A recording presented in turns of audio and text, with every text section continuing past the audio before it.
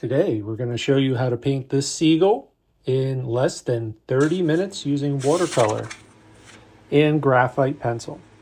So today I'm going to be working with my Schminke Horadam watercolor set, which consists of 8 different colors: ultramarine blue, Prussian blue, light ochre, lemon yellow, permanent olive green, sepia brown, cadmium red light, and permanent carmine or mid crimson.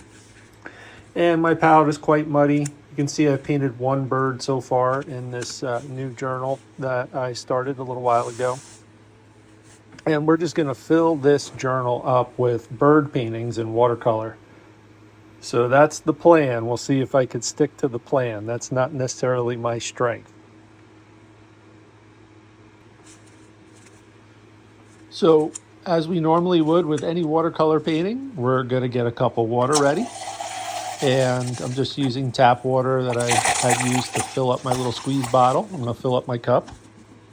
Try to keep that squeeze bottle full, so I always have clean water handy, and it's always ready to go if I decide I want to paint outdoors on plein air. We're going to use a little masking fluid as well, because an important element within this scene are the white highlights associated with the seagull itself.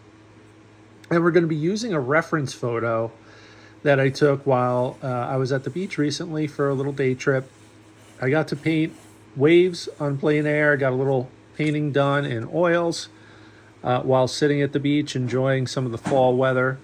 But then we also were able to take some pictures. I'm going to use this photo here, which I've cropped and adjusted a little bit. And I'm actually going to zoom in a little bit in this painting. I've also decided I'm going to mask the pages within this journal when I remember to anyway. I like the nice sharp little border that it creates around the edges of the painting. Just makes it look a little neater. Also creates some space for me to write notes from time to time. And that's something I certainly hope to incorporate into this journal. So I'm just going to create my little rectangle, which will probably be more like a square when it's all said and done, using basic masking tape.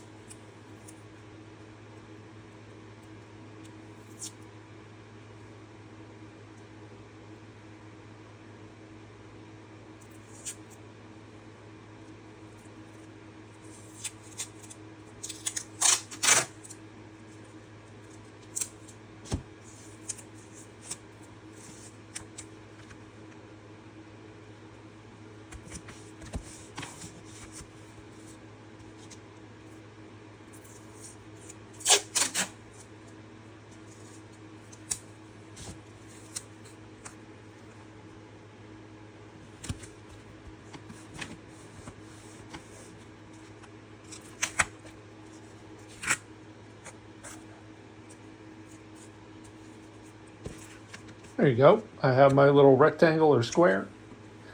And we're going to get down to drawing. We're actually going to pull up a little reference photo here again, just so you can see side by side the approach I'm taking. I'm going to be pretty literal in the effort to duplicate the scene that our friend the seagull was in. I'm going to blow it up a little bit more even than I did in my edited photo here.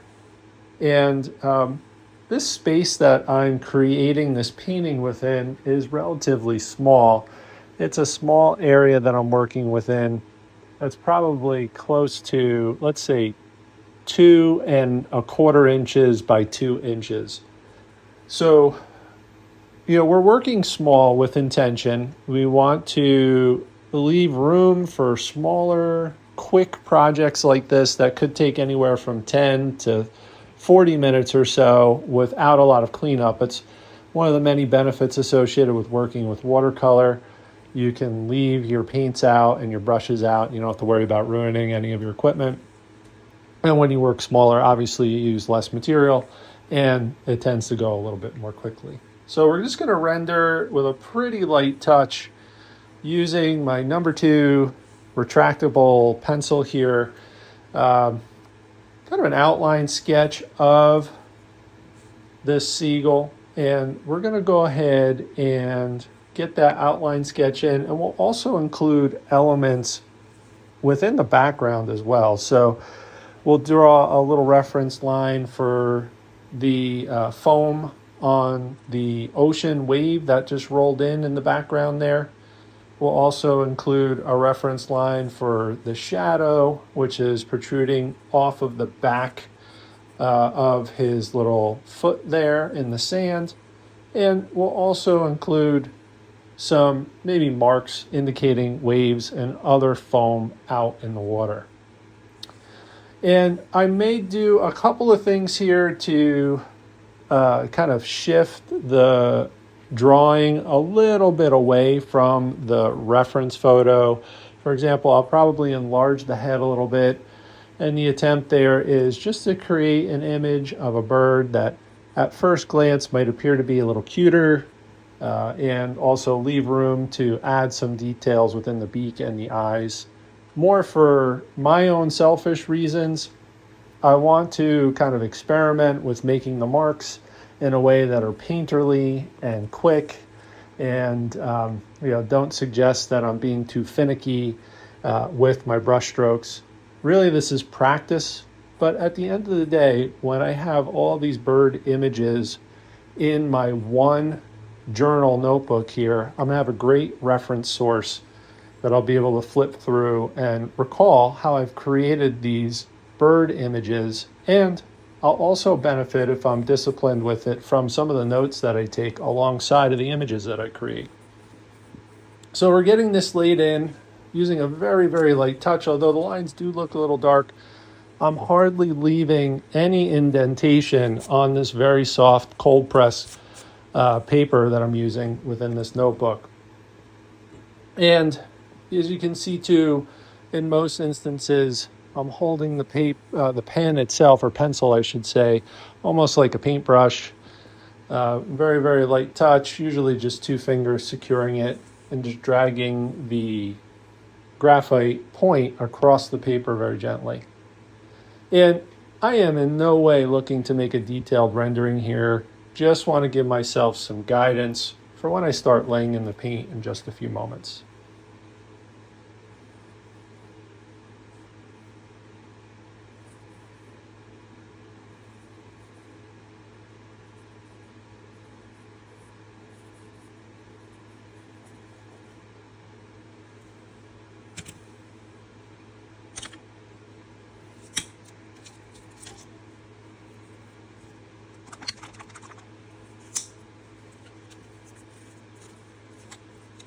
So now I'm going to add in some masking fluid. In those areas where you see in the reference photo, the light is catching some of the lighter areas, both on the water and on the seagull himself. From the seagull's perspective, he is front lit. So the light source, the sun, this was late afternoon when this picture was taken, is off to the right. But the bird, the seagull, happens to be facing the sun.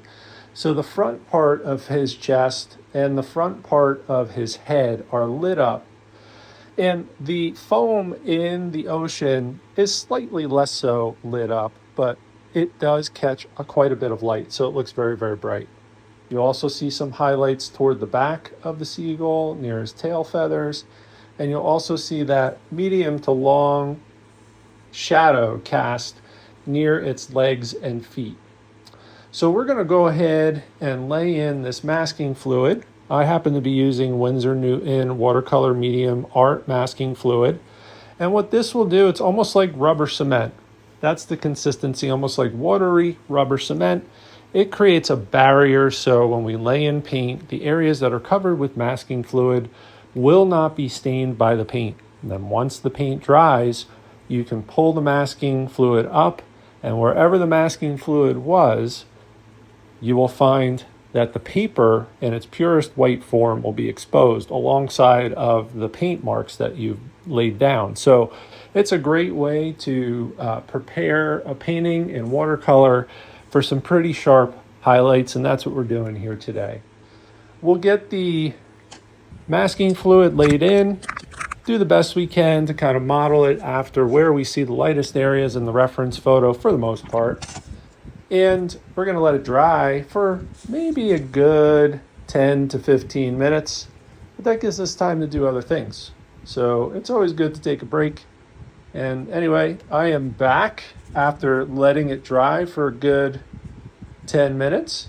And we're going to lay in some of our initial washes of watercolor. And I'm going to mix up a little bit of my ultramarine blue and a little bit of my yellow ochre. And the first washes that we're going to lay in are going to be amongst the lightest. And we're going to start with the background, which in my mind, there's no right or wrong way to do this, because there are light washes that are going to be a part of this entire image, including the seagull himself. I just decided I'm going to work, in this case, from top to bottom and back to front and see how it goes. It's as much of a learning process for me as it is for you. In some cases, I may even try some things that I've done before and learn some lessons that I've learned from the past that if I've forgotten, that's part of the fun too. So it's just some light touches. We're going to get that wash in. As you may have seen earlier, I did wet the paper as well. So these washes are going to spread throughout the surface of the paper, which I happen to have lying flat today. There are times where I will have my watercolor journal paper standing upright at a 90-degree angle to the earth. There are times where I'll have it at a slight angle, 20 to 45 degrees. Today, I'm keeping it flat because it is a smaller surface that I'm working on, and I'm not too worried about large puddles and other things happening, which can be a concern sometimes when we leave our watercolor paper flat like this. But today I'm not too worried about it. Just looking to work quickly, get the paper covered, and once we get this initial wash in, we're going to let it dry for a bit, and we'll come back and we'll put some paint down in the area that's making up the seagull's body.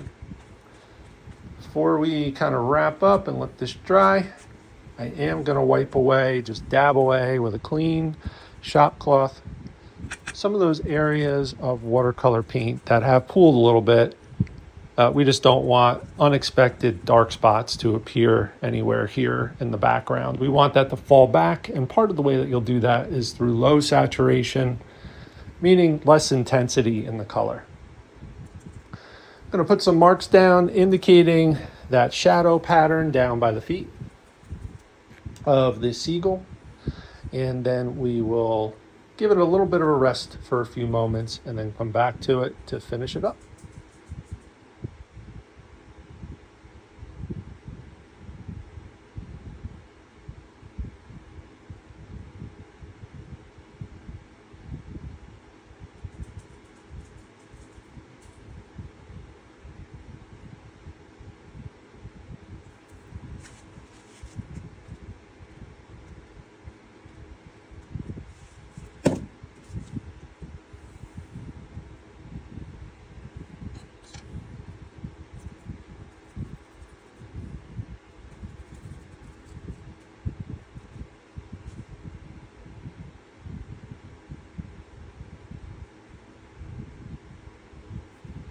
So watercolor generally requires you to have a little bit of a more formal, structured game plan. It's a little less forgiving than, let's say, oil paints, for example, or pastels.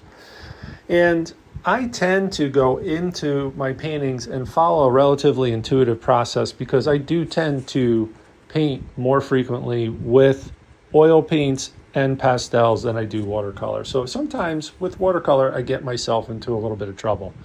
And you see some evidence of that here. I may have gone a little too dark, too fast, and I also may have rushed the process, and you might see some of the paint running into wet to wet areas where that probably shouldn't have happened. But we'll manage. We'll still get some nice effects here for sure. I do want to share with you, for those that maybe are less familiar with the shore areas, particularly the Jersey Shore, I would say seagulls, and this is part of the reason why I was drawn to paint this bird, when there's so many other options to choose from, which might be more interesting or favorable. Seagulls are just about as iconic to the Jersey Shore as the boardwalk fries or fudge that you might find on the boardwalk, or taffy. And there's a couple of things that come to mind, when I think about why seagulls are such a big part of the experience at the Jersey Shore, which is where we were visiting in LBI. It's one of our favorite places. We go there quite frequently, not as often as we used to, but we have a lot of memories there from years past with family gatherings and that sort of thing. And what you'll learn if you were to look up seagulls and do a little bit of research, which is sometimes helpful with the painting effort, is that the most common seagull type are herring gulls. They're big, they have pink legs, and usually a bold yellow bill. They're typically going to be amongst the bigger gulls that you see down at the shore. This is not one of those. You will also see ring-billed gulls. They're smaller with black ring around their beak. And then there's laughing gulls. I think that's what this one was. I might stand corrected. Let me know if you know for sure. I'm not an expert in this area, but they're famous for its darker kind of plumage on its wings and sometimes on its head. And its call really does sound like almost insane laughter. And they do migrate. Most of the gulls will migrate seasonally. You might see gulls passing through from time to time. But these three dominate the summer months at the beach, and we're at the tail end of those, kind of moving into the fall season right now. So what you see now, I let some time pass, and the initial washes dried. I am now, you want to let it fully dry before you do this, but I am now pulling up the masking fluid, and you're going to start to see some evidence of those highlights. The masking fluid itself, like I mentioned, has the consistency of like watery rubber cement, watery rubber cement. So it's a little yellow, but when I pull it up, you can see the white highlights. Now, they don't look as intense because we've yet to lay in some of the final washes, which will darken the area around it. And ultimately, color and value really is dependent upon its relationship to the areas and shapes next to it. So we'll darken some areas, which will help lift up these white highlight areas before we wrap up. It's funny, when we think of seagulls, those that have spent time at the beach, quite often folks will see them as a nuisance or an annoyance, especially when you have large flocks that are aggressive. Seagulls along the Jersey Shore have adapted to people, and they've learned that we equal food.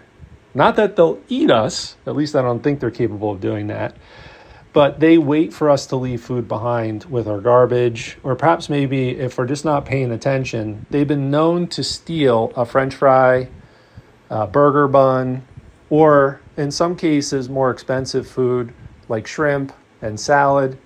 They'll gladly go ahead and opportunistically snag some of those things from her if you're not looking. They're scavengers, and one of their benefits, aside from being a sure sign that you're near the beach and the ocean when you hear their calls and see them flying around, they clean up scraps on the beach and the piers and around the trash cans when they overflow. So they certainly can be very helpful as well. They're very social birds. They're noisy. They travel in large flocks typically, and they patrol the tide line, circling over crowds. And many of them are very adept at going after natural prey, like clams and mussels and those sorts of things, where they'll fly them up after retrieving them from the water and drop them and break open the shells and feast away. So gull activity sometimes is a great way to better understand seasonal rhythms. In summer, peak gull activity, thanks to tourists, food scraps, and warm weather. They'll be present, ever present. And then in winter, many of the gulls will move south, but some of the hardy ones will stick around, and you'll see them year-round down by the shore. And if you ever do any sort of beach combing in the winter at the Jersey Shore, you might notice some of those permanent residents there in the winter. They tend to look pretty strung out. Sometimes their plumage is a little beat up because the environment is really, really rough. with the freezing temperatures, the salty air, sometimes higher winds in the winter as well. So in any event, I really, really appreciate seagulls. While a lot of folks will see them as a nuisance. And, they are a sure sign that, for me, that we're getting close to the beach, or perhaps maybe, you might hear that sort of sound, and it might be reminiscent of waking up while staying over at a hotel, beach resort, or at a rental property. It's always a pleasant memory to kind of register and think about when we do hear the seagulls laughing away. So now I'm meticulously going through and with a very light touch, darkening some of the tones that I've used for the sand. I'm using a mixture of yellow ochre and sepia here, and I'm trying to keep it light. And I'm going to add in a little bit of green and blue, mostly blue at this point because I do have yellow ochre on there, so it is going to naturally tint green to make some marks in the water and hopefully create the illusion of there being some ripples and waves. And we're just looking to darken the surrounding area around the seagull, which is serving as the background without going too far. We still want it to fall back. We don't want any intense colors. We want it to look off it's falling back into the distance, but we do need it to be a darker value at the same time in order to help the highlights on the seagull pop and pull the bird forward just a little bit more. So we'll work our way around the painting from here on out for the next couple of minutes, and we'll gradually work from the mid-tone sort of values that we're working in now to the darkest darks, both on the bird but also in the background and foreground in that shadow area as well.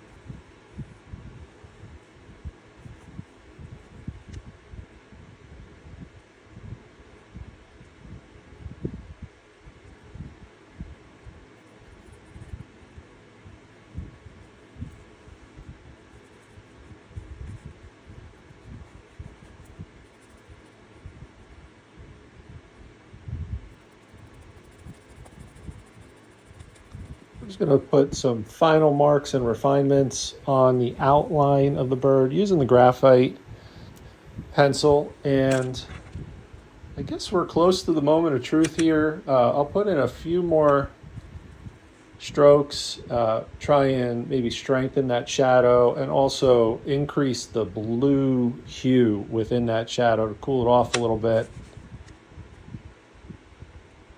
Normally I would wait a little while and let this dry a little further, but I'm going to take just a few more opportunities to strengthen some of the outlines and contours within this seagull painting.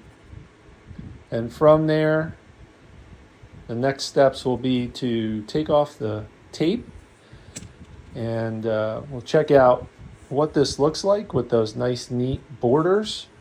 That's always fun. Here we go.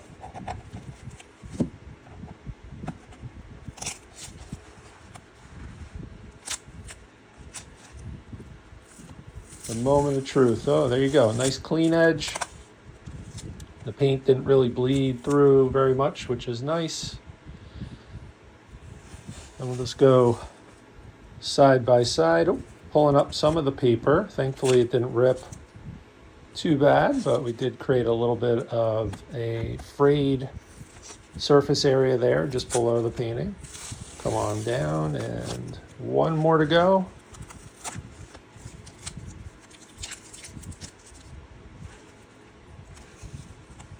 Drum roll, please. All right.